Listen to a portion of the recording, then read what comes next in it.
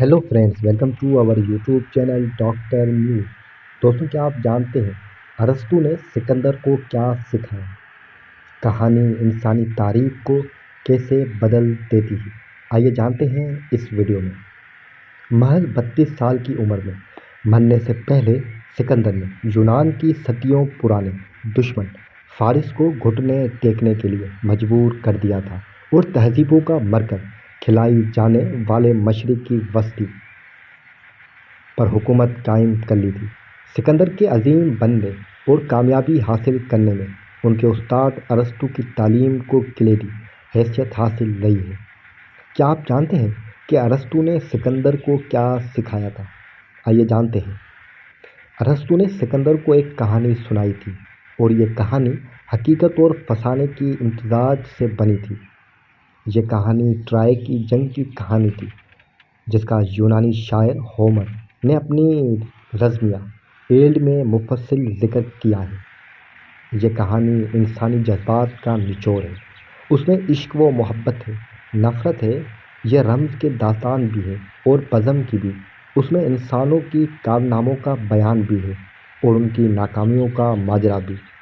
एलिड एक ऐसा रज़्मिया है जिसने सिकंदर को जीत के जज्बे से सरशार कर दिया।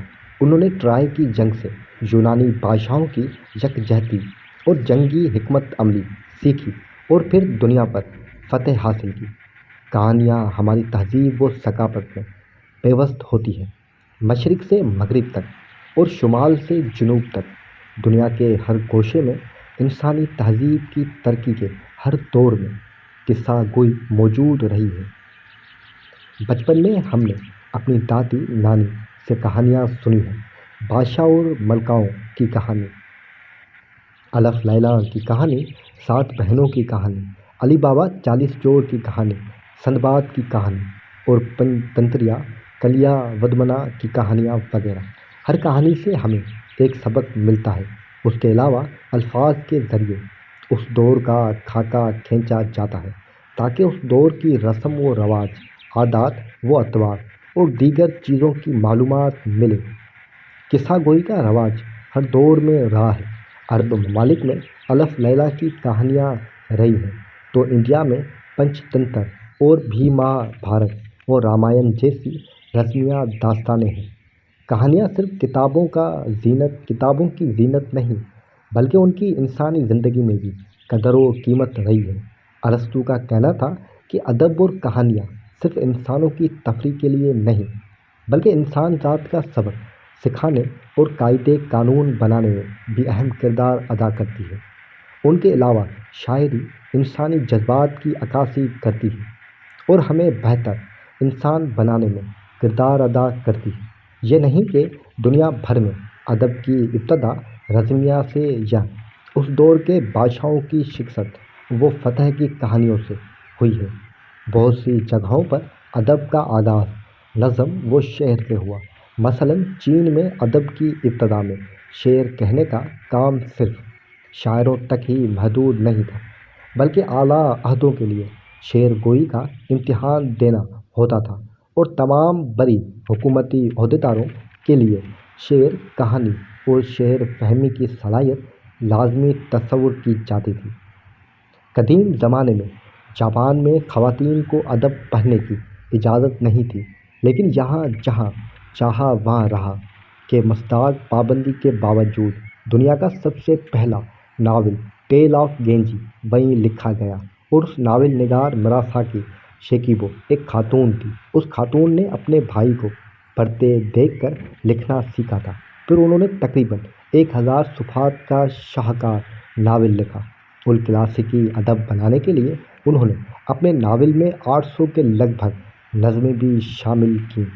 अदब या किस्से कहानियों की दुनिया में इनकलाब लाने का सहरा अरब ममालिक को जाता है, जिन्होंने चीन से कागज़ बनाने की टेक्निक सीखकर उसे एक बहुत कामयाब कारोबार के तौर पर आगे बढ़ाया। कागज़ के इजाज़ से पहले कहानियाँ नस्ल दर नस्ल ज़बानी अदब के रूप में पहुँच रही थी। जब इंसान ने लिखना शुरू किया तो उसने अपने ख़यालात दरख्तों की छालों और पत्तों पर दर्ज करने शुरू किए। पत्थरों पर گندا کیے کاغذ کی دریافت کے بعد سارا منظر ہی بدل گیا، اور عرب میں الف لیلا کی کہانیاں اس طرح یکجا کی گئیں۔ کہانیاں ہوں یا نظمیں یا پھر رزمیہ داستان، یہ سب انسانی تاریخ کا اہم حصہ ہے۔ بہشت اور جہنم کا تصور بالکل مذہبی ہے، لیکن اطالوت شاعر دانتی نے اس بھت سے خوبصورت انداز میں اپنی تصنیف ڈوائن کامیڈی میں پیش کیا ہے۔ کاغذ کے ایجاد نے ادب کو تحفظ فراہم کیا اور اسے یکجا کرنے کا کام کیا۔